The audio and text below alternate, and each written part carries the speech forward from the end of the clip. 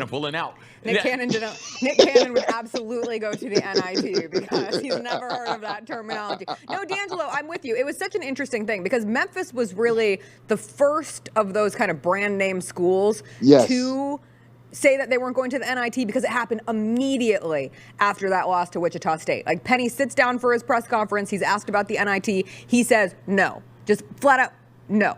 I'm not interested in that. I have to check with the university, go through that part. But, like, we don't intend to play in the NIT. And I came on the show the next day, and I was with you. It rubbed me the wrong way. I said, Memphis isn't really in a position where they can, what are you, too good for the NIT? Are you big-timing the NIT?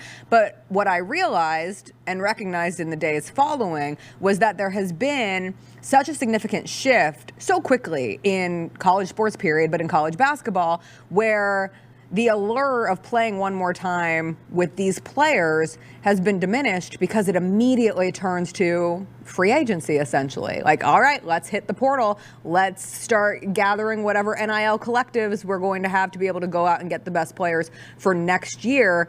And there's less of an emphasis on one more go around with these guys. Let's end on a good note. And instead, it's let's wash out this season. We didn't make it to the NCAA tournament. That's a failure on our part. And now we turn towards next year. We talk about the NIL, and I wasn't sure what NIL what it all entailed. And all it is you begging people for money. Begging fans for money, and that you need time to go out there and do that. If the NCAA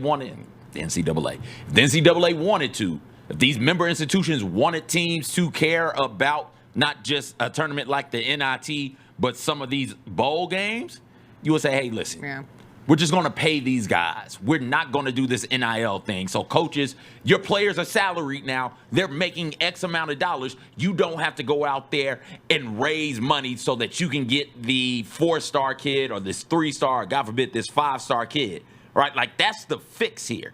But until they do that, coaches, like, I would have an assistant coach. I would be like, yo, assistant coach, you got it. You can coach an NIT. Hey, assistant coaches, y'all got it. Y'all can coach this random bowl game. But I got to get out here and hit this portal. I got to get out here and hit this recruiting trail. I got to get out here and help these alumni and fans of this program so that we can start getting more NIL money for the next season. So this is where I have a problem with that. And, well, it ain't necessarily that I have a problem with it. Like, so when the NIL deal even came through, when it became a thing, I feel like everybody and how we thought about college sport should have immediately changed with it. But it didn't. It's taken everybody quite some time to catch up with this whole NIL. So as a result, this is why I have a problem with it. As a result, you're absolutely right in what you said, CJ. I'm a firm believer that if we're going to play in the NIT tournament, I'm going to get my assistant head coach or somebody that another college is looking at to give them an opportunity. You go in, you coach the NIT. I'm going to get on this recruiting trail because I'm going to go earn money. But while I'm earning this money and trying to get this NIL deal money, while this team is on display, they're still watching. I'm still selling them on that. Like, hey, we're in the NIT right now. This is how we're playing. This is look at what we're doing. And with your help, you can make it even better. We'll be in the NCAA tournament. This could be a major selling point if you were to play in the NIT because of the NIL deals and how they're set up. So yes, you should have, if you okay with the NIL deal coming through, the NCAA or the universities have to now staff something that deals with the NIL in it and all in itself, because it's an entity that's completely different from anything we've ever been a part of. The other part to that, DeAngelo, is your players are looking to transfer as well. And so we're talking about the NIT and some of these bowl game situations. And it is, not only are coaches looking to try and bring dudes in, players are looking for what's best for them. And that's not a bad thing. I support that.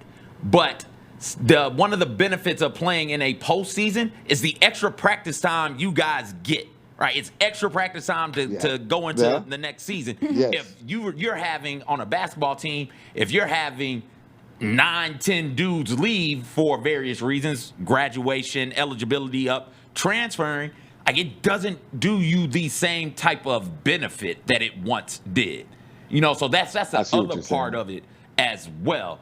I like the NIT. Like, it's not March Madness, right? It's not the big dance, but it is nice to get to watch a team like Indiana State go on, I would assume, a nice run in the NIT. I enjoyed that. Even a school that you and I don't particularly care for, but Ohio State chose to play in the NIT. So that's a big name, right? That's a Big Ten program. And they, as a team, decided that they had unfinished business.